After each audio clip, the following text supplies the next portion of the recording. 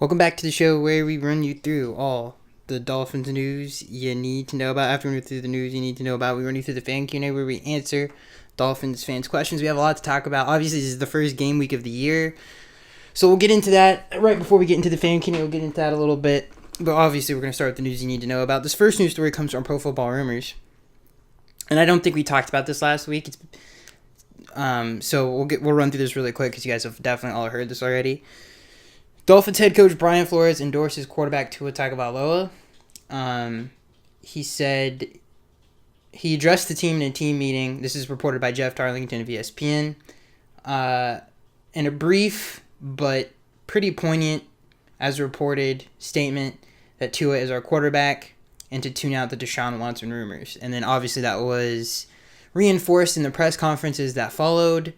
And it was pretty nice, actually. And I'm honestly really happy about this outcome because I think we're all pretty excited about where he's headed as a player. And obviously the rumored deal was a 3 first-round pick deal, a three number 1 pick deal with Houston to send Deshaun here. And to do that, going into the second season of a quarterback where you really don't know where he'll necessarily go, and from everything that we've seen so far this offseason, it's pointing in the right direction. So I'm glad that they decided to go this route. I think it's the best route they could have gone at this time to give him a chance, especially with the way he's been playing. With this new team, it's a better team. Obviously, it's really well coached. They were able to keep Xavier Howard in-house, which was huge for this year. You guys have heard me talk about that this year. So they were able to keep the team together and improve on it this year. There's a lot of really nice new additions to this team. And we'll get into some of the bigger rosters they made with the 53-man roster that I think matter later in the show.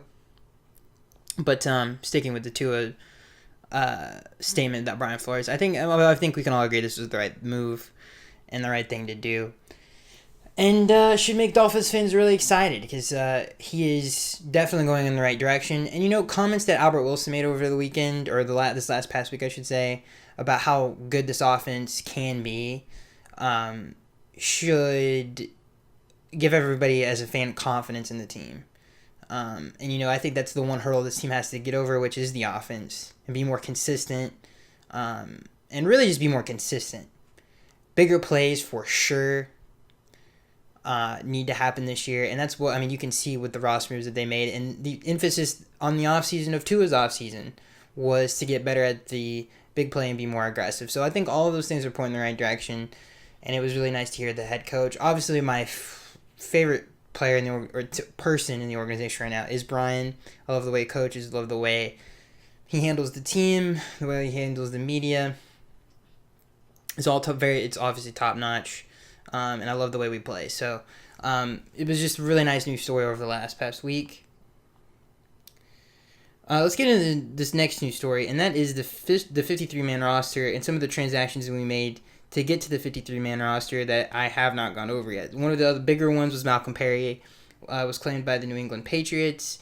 It sucks to see him go. Some of the notable practice squad additions, really only one that I thought, or two, Reed Sinnett, or however you say his name, the quarterback that had the big game against the Cincinnati Bengals, was retained. And obviously Isaiah Ford made the practice squad as well. I thought that was interesting. And in terms of the 53-man roster and who's starting and who's not, it's pretty obvious across the board.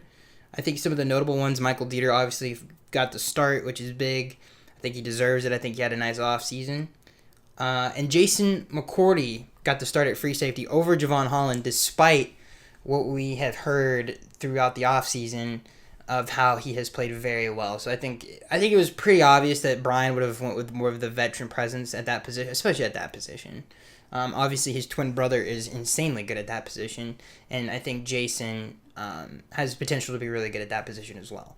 And just to be clear, especially... And there was one more addition I want to get into before I make this point about Jason McCourty. Justin Coleman got the start at slot corner. Nick Needham is the odd man out in terms of the starting corners. He will be depth, obviously, for those players. And I think everybody pretty much could see that coming, even though Nick Needham had a great offseason. But my point that I want to get to with Jason McCourty, and involves Justin Coleman, is the rotation and the way that New England and the way that we handle subs is very different than other teams. It's a week-to-week basis for sure, and we've learned that since Brian has been here for the last 2 years. It could change from week to week, and it could change in game. I mean, the way he cycles out safeties is he does it a lot, depending on what front you're playing, all of those things. So even though Jason McCourty is the starting free safety, there might be times you only see Holland and even Brandon Jones, or you see Holland in the slot and Justin Coleman's not out there. So there's a lot of different variations that they could go with, and that's why they built the team the way they did in the offseason. So just because you see some of these, like, even though Needham's on the bench, you could see him, from it could change a lot. It's not your more traditional way of handling a secondary. So I thought that was interesting, and that really pretty much wraps up that news story about some of the most notable roster moves. Shaquem Griffin didn't make the final 53. There's a lot of, obviously Bernardric McKinney. That was a kind of a big. No one really saw that one coming. But other than that, yeah, it's pretty much what you would you would think. So moving on from that, let's get into this next news story. Jakeem Grant shortened his contract. This comes from Pro Football Rumors. Jakeem Grant survived the Dolphins' final round of cuts. Again, this comes from Pro Football Rumors. After agreeing to a reworked deal, the receiver's new contract isn't just cheaper, it's also shorter. Grant was set to be under club control for 2 more seasons, and now he's just got 1 more year to go, so he'll be a free agent in the spring of 2022. The revised pact leaves him with a 1-year deal that could be worth up to $3 million in incentives. So this is an interesting thing, because if you're not familiar with the contracts of this team, there's a lot of players like Mike Gesicki, Will Fuller, Devontae Parker, now Jakeem Grant. There's a lot of big-name guys that are up and that will need extensions next year. Not to mention the fact that if Tua plays well this year, they're going to have that on the books very soon. So there's a lot to think about there. And the fact that Jakeem Grant, this is obviously probably will be his last year as a Dolphin, especially with the emergence of Jalen Waddle. I'm glad that they kept him, because they were trying to trade him this past week. That was a huge news story that was going around with some of the Dolphin beat writers, that he was on the trade block. They tried to get a deal done. They couldn't get it done. I'm glad that they're running it back with him. He looked better in preseason. The way that Godsey and Eric were using him, I thought was different and unique to what everybody else tried to do that came through Miami since Shaquem has been here. And I think that's the best way to utilize him, which is just let him run crossers all day, whether it's short or deep crossers. Let him run and let him outrun pretty much every defensive back in the league, because he is that fast. I think that's the best way to use him. He doesn't have great hands. His route running isn't very good. He's just not a very good natural receiver. So use his speed. He's great when he has the ball in his hands. He's great in the open field. We saw some bubble screens that they threw to him. So I'm glad that they kept him to run it back, because he has looked better, and he's a very good special teams asset. But I do not expect him to be a Dolphin after this year because of the contract situations. Plus, they might want to improve in different areas and utilize that money in different areas. I mean, they're so deep at the receiver position. I would expect them to at least retain Will Fuller, depending on how that goes. I do think and maybe even extend the Albert Wilson. I could see that as well, because I do think if things go well, that they're going to want to keep a lot of the guys that Tua kind of vibed with, like Mike Gesicki. But I could see Jakeem Grant as being the odd man out in that situation. So yeah, interesting news there. It kind of tells you what they think of Jakeem Grant and his future on the team. And also would expect him to be on kickoff and punt return still. I don't think Jalen Waddle will definitely not participate in kickoffs for sure. So yeah. So let's get into the biggest news story of the week, and this directly affects the Patriots game. This first one comes from Pro Football Rumors. Dolphins place Adam Shaheen on COVID-19 list. Dolphins tight end Adam Shaheen has tested positive for COVID-19, and he'll be placed on the COVID list for now, which will rule him out for Sunday's season opener against the Patriots. So, fortunately for the Dolphins, they have insane depth at tight end. They have Hunter Long, who's I think pretty good run blocker. He showed that in preseason and was fantastic at it in college. He carries that over into the pros, at least so far. They have Durham Smythe. They have, obviously, Mike Gesicki. So they're going to be just fine at tight end. They don't have... They just have a lot of depth there. So the Shaheen thing isn't going to affect... I think the only thing that I would say about Shaheen, he was a team captain this year, I believe, and he had a pretty good offseason. But so did Hunter Long, and so did Mike Gesicki. So I won't worry about this one too much. This next one sucks, though. This comes from Pro Football Rumors. The Dolphins have placed left tackle Austin Jackson on the reserve COVID-19 list. To fill his spot, they have elevated cornerback Jamal Perry to the 53-man roster.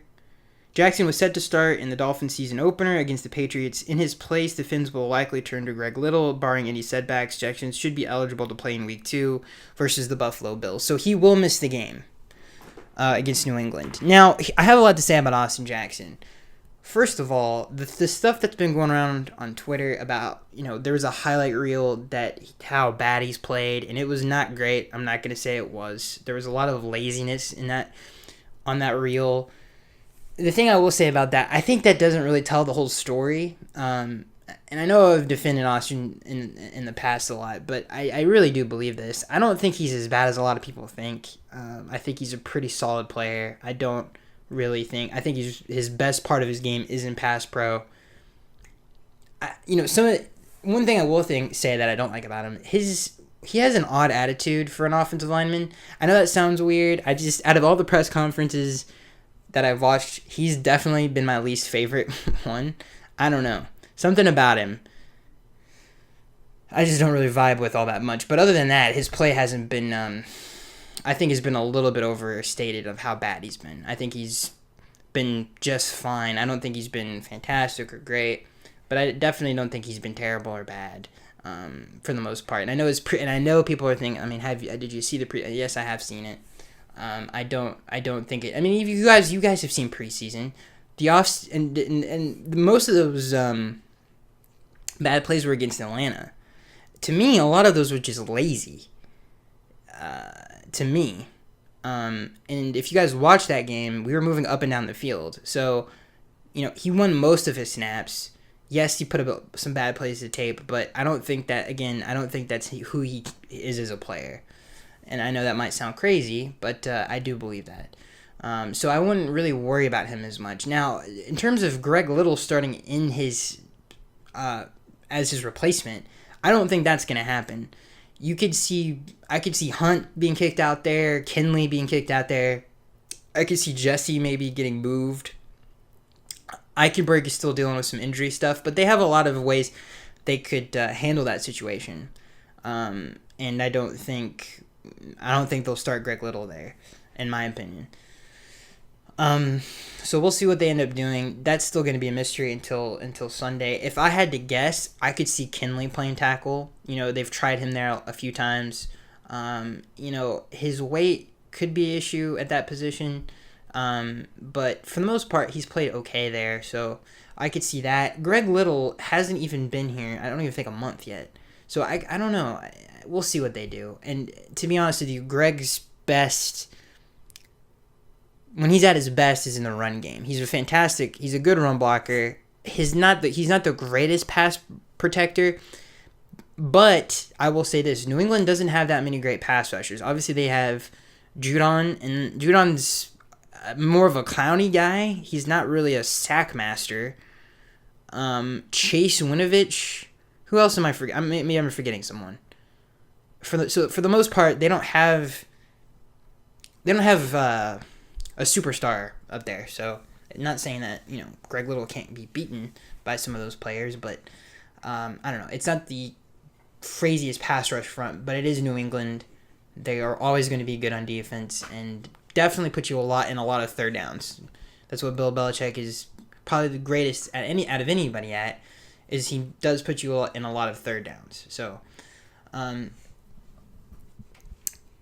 that's definitely an area where we're going to have to be great at. But I just cannot see Greg Little starting there, and it might happen, but I doubt that. So, yeah, I mean, the Austin Jackson Shaheen thing, mainly the Austin Jackson thing, is kind of a bummer.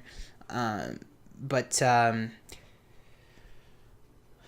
what else is there really to say? I mean, I don't think, like I said, I think it's not super concerning because of the team we play. I'm more worried about getting open than anything against the Patriots because of and how the offense looks against them and how Tua plays. Because the best part of that defense is their run defense and them putting you in third downs and making you throw against those corners. That's what they do the best. It's not pass rush. Yes, they do a lot of unique things up front with stunts and stuff, but that all kind of happens because of the run defense and because of the secondary. And Bill's obviously a very, very smart defensive coordinator. So those are things I worry about. And it doesn't matter who's playing tackle. I think that those are things that you have to worry about anyway. And I mean, Bill can do that against any offense for the most part. So yeah, I don't think it's going to be that bad. They have good depth there. If Greg Little has started a ton of games and against a lot of really good pass rushers and has held his own at times. Cameron Jordan, Shaquille Barrett, Jason Pierre-Paul. He's played against a lot of good defensive players, a lot of good veteran players, so it's nothing new that he hasn't seen before. He's a veteran of the league, so I don't think it's that big of a deal. Alright, so I think we pretty much covered the news. I don't think there's anything too crazy that I missed, or anything I missed at all, to be honest with you. Let's get into the New England game, and we're going to keep this as brief as possible because I know a lot of people probably don't like listening to this as much as some of the other segments, so we're going to keep this as brief as possible. So let's start with the offensive side of the ball. These are the things that I'm going to be looking for this Sunday. Tua is the main thing in the passing game, and what does it look like, and how consistent can it be against probably the best secondary other than ours in the National Football League. So that's the number one thing I'm looking for. That's going to be a really great test of, okay, how much better is Tua, and how much better is the passing game with all of the new guys coming back and some of the new additions that we've made. That is the number one thing I'm looking forward to. And Albert Wilson said something very interesting. He said when Will Fuller comes back, he was pretty confident in how good this offense could be and how special of an offense it could be because of the speed. So, yeah, the number one thing I'm looking for on offense is Tua. The second thing is Waddle and how much of an impact he's going to have because he's looked great so far. And I want to know how great he can be. And this is a great test against New England. Third thing I'm looking for, the running backs. That's probably the thing that I think everybody's wondering. How well does Myles Gaskin play in this game? The best thing he does is he's a yard from scrimmage guy. He's not a bell cow. He's not a traditional guy. He's a yards from scrimmage guy. Can he win in the passing game? He's going to be a key to this week because, sometimes you can catch New England with their linebackers on running backs because they do play so much man coverage, so you can take advantage of that. And that's something that Joe Philbin did really well. And I know this is crazy. I'm reaching way back. But if you go back and watch those games, when Gase and Philbin had most of their success, mainly Gase, was when they had running backs on linebackers. They were able to take advantage of that a lot of the time. And sometimes they would even get, Devontae Parker and Boots and stuff like that on some of those guys. Like their safeties. They're slower guys, not their corners. So they're going to have to be creative. And I think Myles Gaskin is going to be a big part of that. And being a mismatch kind of a guy to New England's man-to-man defense. So that Tua doesn't have to throw against J.C. Jackson all the time. And the good thing is that Stephon Gilmore isn't playing in this game. So that's a huge break for the team. And the final thing I will say about the Dolphins offense is how much is the speed of this team going to affect the offense and how do they utilize it, I think is because that can set them apart from a lot of different teams. They're very fast on offense. Can they take advantage of that? And I think those are all of the things that I'm going to be kind of keeping my ear to the ground on when I watch the game. Defensively, the only thing that I'm really concerned about is the run defense. This is probably, other than the San Francisco 49ers, the best, and probably the Ravens, the best running team in the league. They have a very good offensive line. They have a lot of depth at running back. How are we going to deal with that? Because they're going to lean on that a lot in this game. They haven't. Trust me, Mac Jones does not want to see that. If Mac Jones has to pass an excessive amount against our secondary, they're going to lose the game. It's not even a debate. They're going to have to win in the trenches. So, and honestly, this offense can really help this. They can really help the defense. A lot of the time last year, the reason why the run defense wasn't where we really wanted it to be was because the offense was so inconsistent. Your offense can really affect the other team's running game, especially if you're up in a game. It changes the way you call plays as an offensive coordinator. So the offense can help the defense a lot in that department. So really the only thing I'm really looking for is the run defense of the Dolphins defense. Because I'm not worried about... the secondary is so stacked. The linebackers are so fast and good that the pass isn't going to be the problem. The only way they're going to be able to pass the ball is off play action. And like I said, if they stop the run, if they make Mac Jones win the game, we're easily going to win this game. It just comes down to those two things. Consistency on offense, and defensively, can we stop the run? Here's a great example I have for you guys. Do you guys remember? This happened twice. We went up to New England. We got up big in 2011 with Matt Moore and Brandon Marshall. And obviously Tom Brady came back and won that game. Our defense wasn't good enough. If we had the defense we have now and Brian Flores and Josh Warrior coaching that defense in that game in 2011, we easily would have won that game. And fast forward to, I believe, 2014 and 2013, I think we had a 17-point lead with Tannehill in Gillette Stadium. That if we have a 17-point lead in this game, they're gonna lose.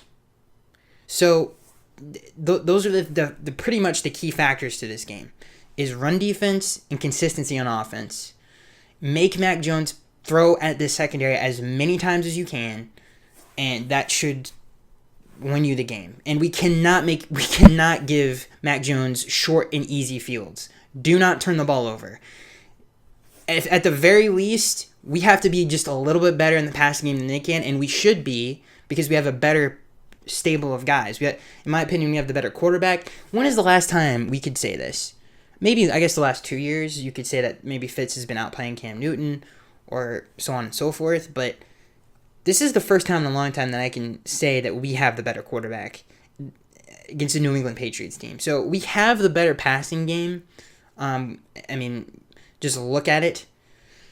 If you go player by player, I would take our offensive weapons over theirs. Like, they have Jacoby Myers and who else did they get? They got Nelson Aguilar. They got the guy Kendrick Bourne from the 49ers. Like, who cares? Like, okay. Those are good. They're okay. They're third and fourth guys. They're third and fourth options. Again, and a lot of people have brought this up, is the most success they're going to have is the run game and those two tight ends that they've signed. And I don't believe Hunter Henry is playing in this game. So yeah, in short, to keep it short and sweet, those are the things that, to me, are keys to the game. And as obviously a hardcore Dolphins fan, those are things that I'm going to be looking for specifically. And again, the interior defensive line, they should be better this year. Raekwon Davis is another guy I would look out for, because this is going to be a slugfest of a game. This is going to be... New England's going to run the ball a lot in this game, man. So we got to be prepared for that. So let's move on. Before we get into the fan Q&A, I do want to point something out. Listen, guys, it's been a crazy last month for me. I'm sorry that and again, I need to get better at the uploads haven't been as consistent, and the channel is suffering because of that. And I know I've said this last week, but I hope to get on some sort of schedule.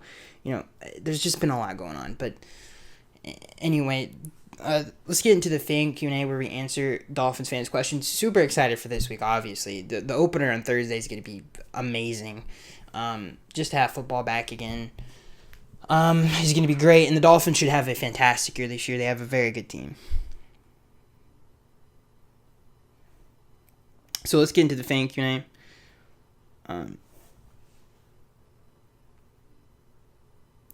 I don't know why I don't have this pulled up. I'm so sorry. I thought I did have it pulled up, but I didn't. Okay, here we go. Let's get to the first question. This first question comes from Bad Bandit. He says, "Are you as annoyed with the love fest the media is giving Mac and the Patriots as I am? It's crazy to me that they believe Mac will be better than Tua both this season and for his career after a few preseason games. Your thoughts?" Yeah, that is weird. There's some things that they're very similar players, and I just think Tua, and they really are. I mean, I think Tua has a stronger arm. I think he moves better in the pocket. I think he's a better player.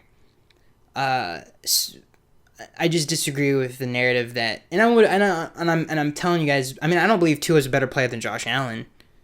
I would tell you guys if he wasn't a better player.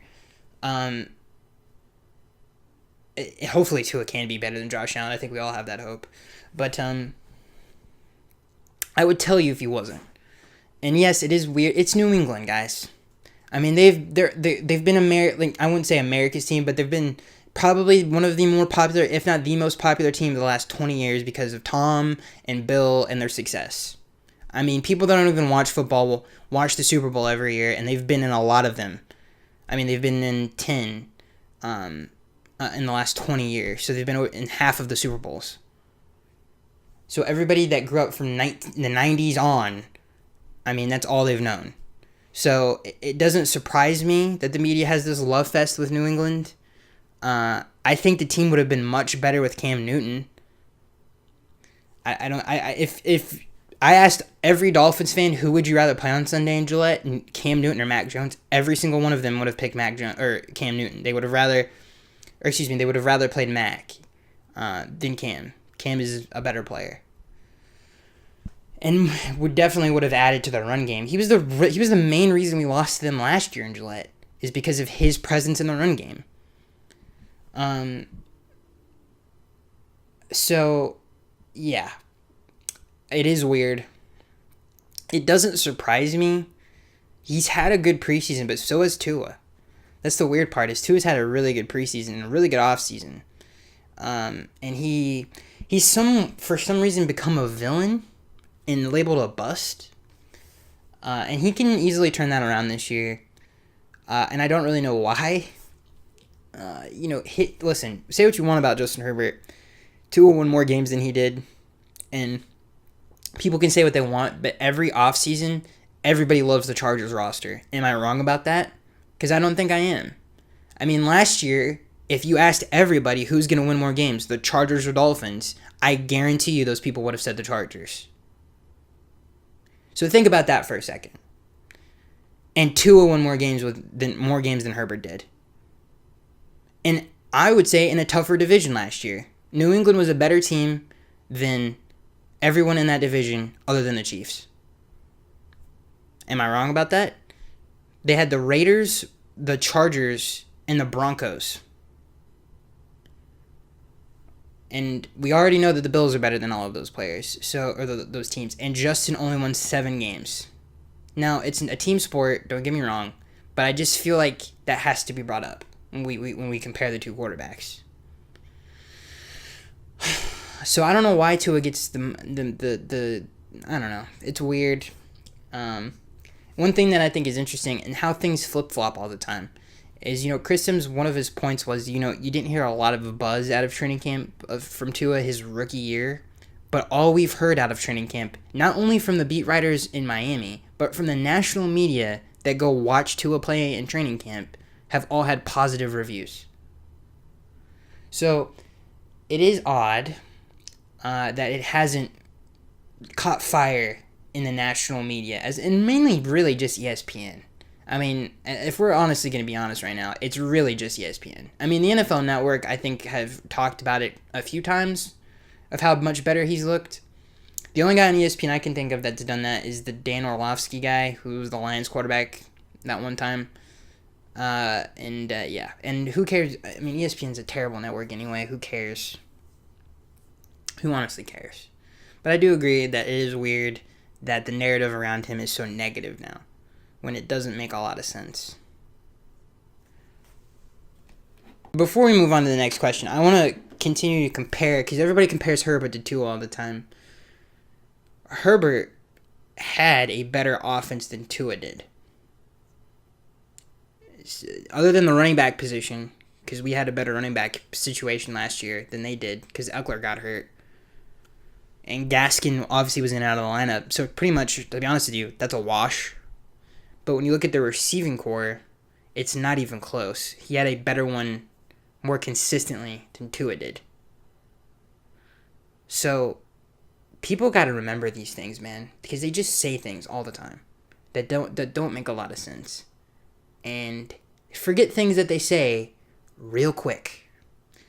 Like a perfect example of that is when I brought up the Chargers thing. Everybody loves the Chargers.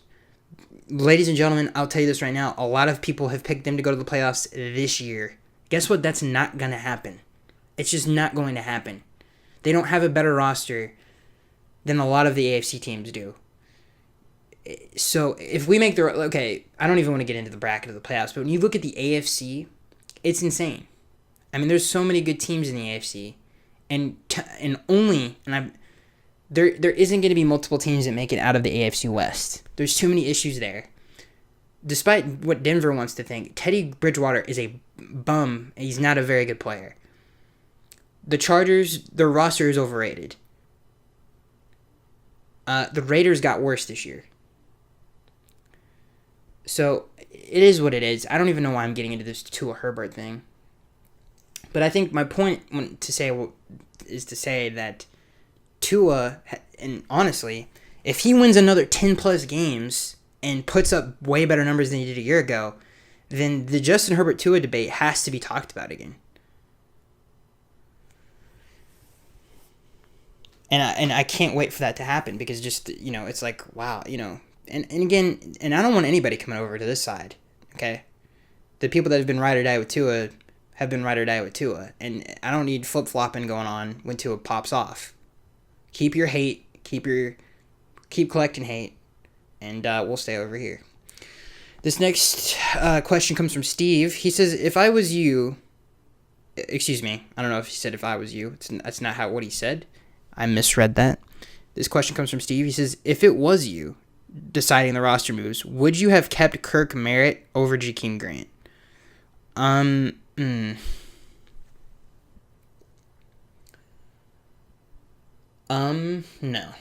I think I would have kept Jakeem. He just adds too much to the offense. He adds explosiveness. He's fast. He's way more valuable on special teams.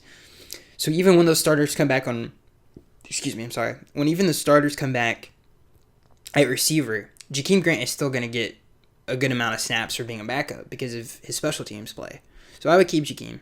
And I know that we all love Merritt because he had a great preseason, but I would definitely keep Jakeem for those reasons. This because Merritt is not better than the guys that are in front of him. This next question comes from Mark. He says, how good do you think will be this season? It was a good question, by the way, Steve. It was a good question. Anyway, going on to Mark's question. This next question comes from Mark. He says, how good do you think will be this season? I guess I'm asking record prediction. I think we'll be a really good team. I think we're a lot better than people give us credit for. When you look at our roster, the only question mark, and I've said this a million times, is Tua. Let's put it this way. The way the national media talks about us, if we had Deshaun Watson, we would be considered a Super Bowl contender, would we not? Okay, so if Tua plays better this year, then what are we? Because a Super Bowl contender is a pretty prestigious claim on a team. That means you're one of the best 4 or 5 teams in the league, and you're contending for those spots. So that's how good people think we can be. So yes, I think if Tua plays better and he does improve in his second year, we're going to be really good. And the only thing that can take away from that is this Austin Jackson situation. If he does actually play as bad... Okay, I don't think he will. And again, I don't think that video paints the whole picture. But I guess that's the other question mark. Because the rest of the offensive line I'm pretty confident in. I definitely think you can make the playoffs with that offensive line. And I think Austin Jackson, when he comes back, will play just fine. I don't think he'll be bad.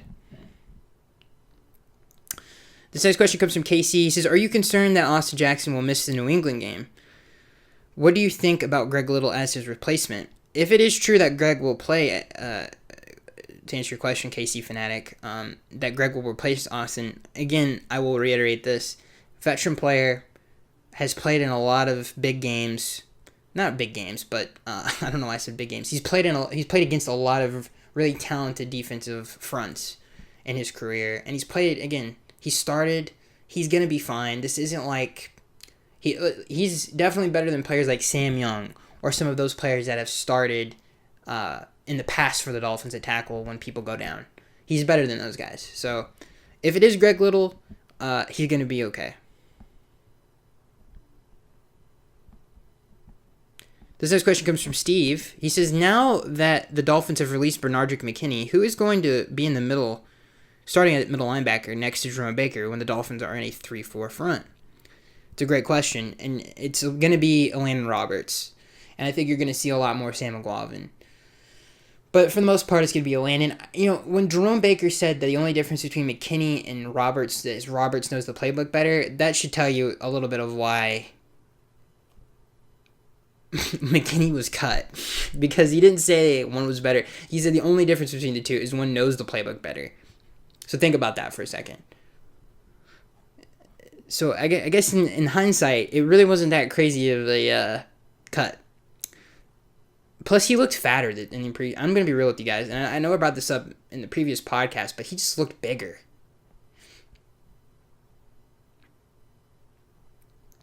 It's a good question, though, Steve. This next question comes from Richard. He says, I was right that... Richard says, I was right last week. Bill Belichick would pick up Malcolm Perry. My bad. The Dolphins' pass defense shouldn't fear the Patriots' receiver core. No Edelman or Gronk. Rookie quarterback Howard and Jones should get a few interceptions. Yes, that is correct. Thank you for looking at it for what it is. Because they have to make them pass. Again, let's say Jones passes 25 times in this game, they should lose that game.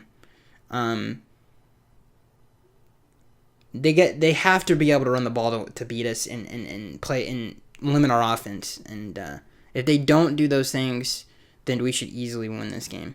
This next question comes from Curtis. He says, "Hey buddy, just call me Magic.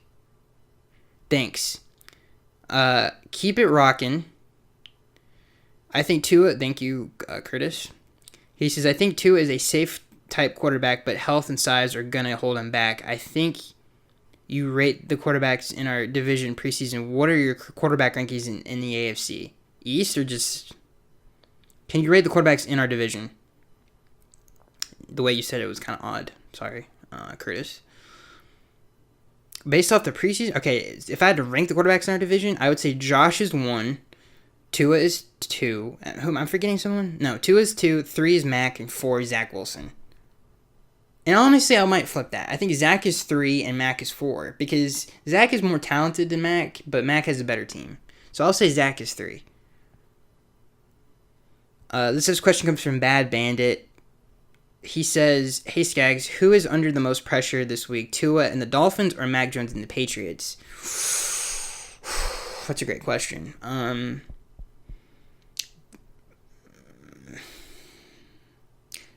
I'm biased when I would say the Dolphins because I don't care. Listen, you're asking a Dolphins fan. In terms of national media, I would say the Patriots. But if you're asking me, I would say the Dolphins. I mean, of course, they're under a lot of pressure because it's like we expect a lot from this team and for it to build off the 10-win year that they had last year. So, yes, I think from a national media standpoint, it is definitely the Patriots. But for me, it's the Dolphins, obviously. This next question comes from Curtis. He says, "Skaggs, thanks for the great show. I've been watching for years now, and Greer and Beef L, they be doing a great job." Okay, I don't know. Okay. Oh, with the defense. But I'm not sure they know what they're doing with the quarterback situation. I mean, okay. He says, you don't know if Greer knows anything about quarterback is what Curtis is saying. I mean, Tua is good. He's a escaped guy, but if not, Jones whips it. But do you think we got what in the world are you talking about? Do you think we got to tire someone like Chris Sims? A lot of this is misspelled. Listen, I never claimed to be a great reader because I'm not. But trust me, this is, he spelled higher, T-I, he meant to say higher. Anyway, somebody like Chris Sims to come in and get the offense going once and for all. Thanks for what you do, buddy. You probably typed it fast and had a couple typos in there. And mixed with my not keen reading, that came out terrible. Basically, what Curtis is saying is, do I like? And again, Curtis, I'm not saying you can't spell. I do this all the time, where I type fast and things kind of come out weird. But I'm not. Some of this is on me. But anyway, Curtis, what you're saying is, and thank you for saying you watched the show. It means a lot when people say that. But you like the show. So, you don't think Greer is good at evaluating quarterbacks? I don't necessarily think so. I mean, again, we'll have to wait and see. I mean, he's only picked one quarterback, and that's Tua. So we'll see. This next question comes from Beef. He says, "Hey, Skaggs, who the heck is Will Parkins and son, and how does he know so much about the Dolphins or a lot about the NFL when he's a Jets source? If this tweet was just a flagrant rumor, then he should stick to what he knows." I agree with what you... Yeah, I mean, of course, I don't know who he is, dude. I just thought it was interesting. Listen, I was reading a lot of crazy stuff over the weekend. The thing that I thought was interesting about that tweet is it happened a day before the national media ran with it. And I was like, that's weird. So, and apparently he predicted the Robert Saleh thing. So I was like, okay. I should... And mainly the reason I put that as the thumbnail is to kind of remember, like, oh, there was a time... Because if Tua pops off and plays well, I kind of wanted this thumbnail to be like, oh, look, Tua was almost, this thing with Tua almost didn't happen, basically. So yeah, I mean, Parkinson was wrong about what he said, but anyway. So that's the reason why I did it, and thought it was interesting. This question comes from Gamer Riffic. He says, "Can we start a fantasy draft? That'll be fun." No. I've never liked it. So, no. I'll never do it. This next question comes from Beef, and he asks a long one. He says, "Hey, Skaggs, the amount of rumors and opinions that have been around the Watson trade from the Miami Dolphins is ridiculous. When the Dolphins were in the news, they only talked about how important it is for Watson to go to the Dolphins, and that we are no longer interested in Tua. I believe the media was literally putting a gun to Flores' head into trading for Watson. My question is, do you think that the media and the majority of football fans do not want to see the Miami Dolphins succeed? It seems that everyone wants to see Flores sabotaged, the Dolphins not progress, or Stephen Ross to intervene and ruin everything. There is a lot of low-key hate for the Dolphins right now. Sorry for the rant." Yeah, it does seem that way. I don't think there's a large conspiracy. People don't do a lot of research, and they tend to go with what they know and what happens all the time and what everybody, what is the pop culture saying? What is the most, what is all the sheep saying, basically? What is the crowd saying? What is everybody saying? New England is one of those teams. Not saying that New England won't be good, because obviously they can be, but you kind of, that's kind of where the trend goes. And same thing with Cleveland. Cleveland is a great example of this. Cleveland has had a history of being terrible. They're good again. And people still are kind of iffy on them. So, it is what it is. And a lot of analysts, especially nowadays, because they have to cover so many different sports, a lot of the time you can notice where their weaknesses are in terms of where their knowledge is and how weak it is when it comes to certain sports, because they do have to cover such a large spectrum of things.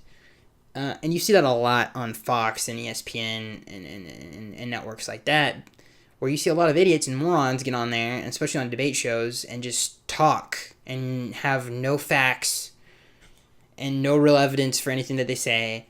And that's why a lot of the time it sucks, because it just sucks. Because they only talk about the teams that people want to hear about. And the teams that people want to hear about is the Patriots and the drama of Bill Belichick and the drama of this and that and that. And that's why the Cowboys are a topic all the time, even though they're not a good team. It is what it is, dude. Everybody knows this about the media. They're stupid. Some of them aren't, but most of them are. It's just like anything, like in sports. Yeah, there's great players, but most of them aren't. So it's like anything else. It is what it is. I don't really... hopefully we'll get to a point where the Dolphins are so great that they do become the sheep's favorite topic. Let's put it that way. Alright, let's move on to the next question.